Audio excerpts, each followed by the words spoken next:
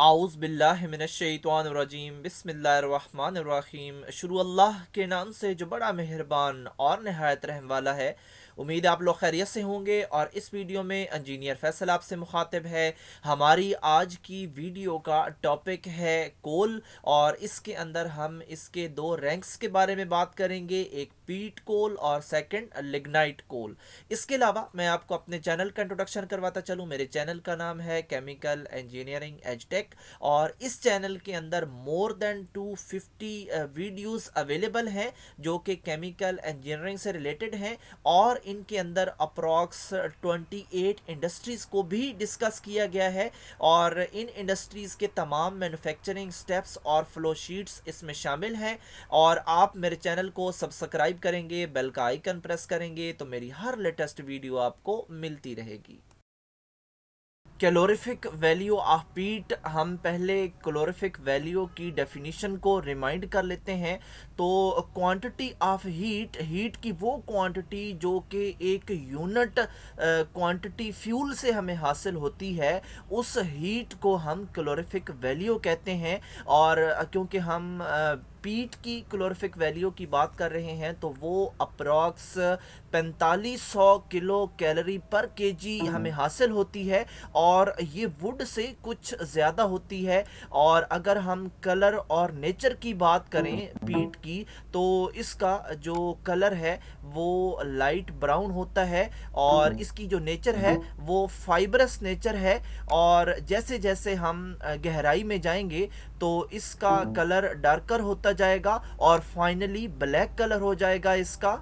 Moisture removed, तो जो हम फ्रेशली डिग अप पीट होता है उसका जो मॉइस्चर है वो कुछ तो खुद ब खुद रिमूव हो जाता है जब उसको हम निकाल लेते हैं। और फिर हमने अगर कंप्लीटली उसमें से मॉइस्चर रिमूव करना हो तो फिर हम उसको एयर के अंदर रखते हैं, एयर के अंदर ड्राई करते हैं, और 40 से 50 दिन का ये काम है। और 40-50 दिन उसको खुली हवा में रखा जाता है ताकि उसका मॉइस्चर रिमूव हो जाए।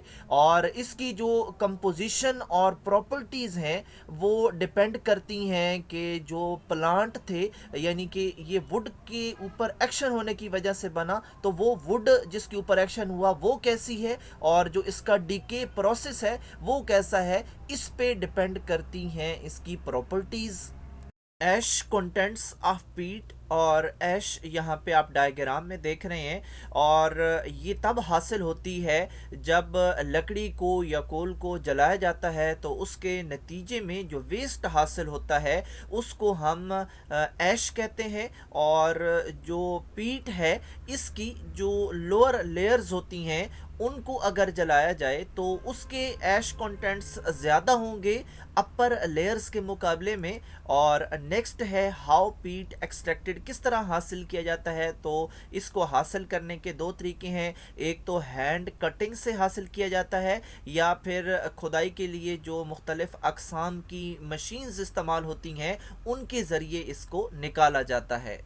यूजेस ऑफ पीट, और पीट को एक डोमेस्टिक फ्यूल के तौर पर इस्तेमाल किया जाता है क्योंकि इसको जलाना आसान है, और इसके अलावा जो इसका फ्लेम होता है जलने के बाद वो लॉन्ग होता है और उससे ज़्यादा एफिशिएंसी हासिल होती है। तो इसके जो यूजेस हैं वो स्टीम बॉयलर्स में ये यूज़ होता है, इसके अलावा पावर स्टेशंस में इस्तेमाल होता है, और इसके अलावा गैस प्रोड्यूसर्स जो प्लांट्स हैं वहाँ पे इस्तेमाल होता है। इसके अलावा मेटलर्जिकल प्रोसेस में एज अ फ्यूल इस्तेमाल होता है, और फर्टिलाइज़र्स में भी इस्तेमाल होता है क्योंकि इसके अंदर मॉइस्चर कंटेंट्स ज़्यादा होते हैं, और ये प्लांट्स को मॉइस्चर प्रोवाइड करता है, इसलिए ये वहाँ पे भी इस्तेमाल होता है। कलर ऑफ लिग्नाइट, लिग्नाइट को जब उसके ज़खायर से निकाला जाता है उस वक्त उसका कलर ब्राउन होता है, लेकिन आटमॉस्फेयर में आने के बाद उसके मॉइस्चर कंटेंट्स डिक्रीज़ होना शुरू हो जाते हैं, और उनके साथ साथ फिर कलर भी चेंज होना शुरू हो जाता है और वो डार्क कलर में चला जाता है।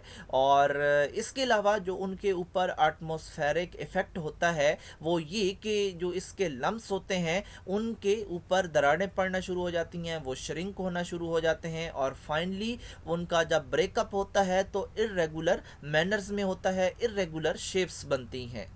वाई लिग्नाइट इज़ बैड, इसको बुरा क्यों समझा जाता है, उसकी कुछ रीजंस हैं। एक तो ये कि जब लिग्नाइट की कंबस्चन की जाती है तो उसके नतीजे में जो हमें हीट कंटेंट्स हासिल होते हैं वो कम होते हैं, और इसके अलावा इसकी कंबस्चन के नतीजे में जो कार्बन डाइऑक्साइड और सल्फर गैस रिलीज होती है वो बाकी कोल की जो टाइप्स हैं उनके मुकाबले में भी ज़्यादा होती है और इन्वायरमेंट को पोल्यूट करती है, और ये सबसे ज़्यादा हार्मफुल कोल है ह्यूमन हेल्थ के लिए। कंपोजिशन ऑफ लिग्नाइट, कंपोजिशन में दो चीज़ें शामिल हैं, एक कार्बन है जो कि इसके अंदर 70 से 75% तक होती है, सेकंड इसके अंदर ऑक्सीजन है जो कि 21 से 26% तक होती है, और इसके अंदर जो हाई कंटेंट्स हैं ऑक्सीजन के वही रिस्पॉन्सिबल है इसके लो कैलोरीफिक वैल्यू के, जो कि 6500 से 7000 किलो कैलोरी पर केजी हमें मिलती है।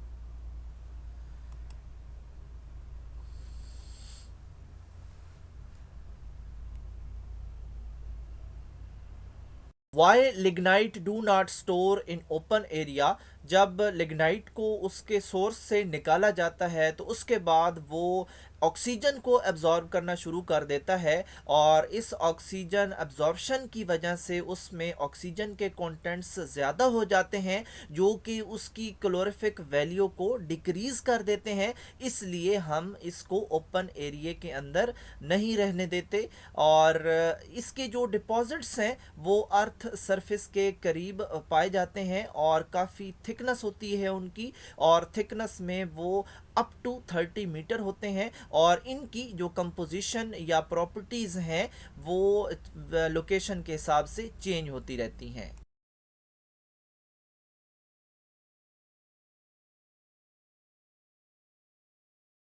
कार्बोनाइजेशन ऑफ लिग्नाइट, जब हम लिग्नाइट की कार्बोनाइजेशन करते हैं तो उसके नतीजे में हमें एक ब्लैक थिक लिक्विड हासिल होता है जिसको हम तार कहते हैं, और ये तार रॉ मटेरियल बन जाता है जब हम प्रोड्यूस करते हैं सिंथेटिक पेट्रोल को या अदर लिक्विड फ्यूल्स को, तो तब ये तार जो है वो रॉ मटेरियल का काम करता है। और सिंथेटिक पेट्रोल क्या होता है, और सिंथेटिक पेट्रोल को हम सिंथेटिक फ्यूल या सिन फ्यूल या liquid fuel obtain from coal, natural gas, oil, shale और बायोमास, तो इन चीज़ों से हासिल होने वाले पेट्रोल को हम सिंथेटिक पेट्रोल कहते हैं।